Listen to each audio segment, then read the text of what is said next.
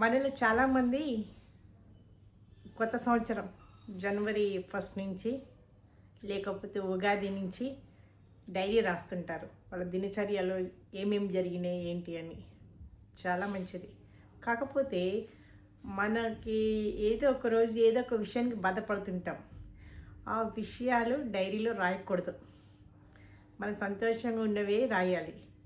ఎందుకు అంటే మళ్ళీ మనం ఎప్పుడైనా డైరీ చదువుకుంటుంటాం, ముందు రాసిన పేజీలన్నీ. ఏదైనా బాధాకరమైన విషయం చూస్తే మళ్ళీ మనకి మూడ్ ఆఫ్ అవుతుంది. అందుకని రాయకూడదు.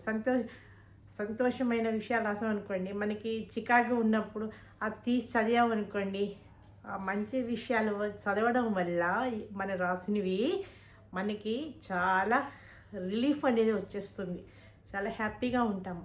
అందుకని ఒకవేళ ఎవరికైనా చెడు అనుభవాలు ఎదురై డైరీలో రాసి ఉంటే అది చింపేసుకోండి. ఎందుకు అంటే మనం ఎల్లప్పుడూ సంతోషంగా హ్యాపీగా ఉండాలని మనందరం కోరుకుంటున్నాం. కాబట్టి డైరీ ఇక నుంచి ఈ సంవత్సరం నుంచి ఆ విధంగా రాయడం నేర్చుకోండి. అన్ని సంతోషకరమైన విషయాలే రాసుకోండి.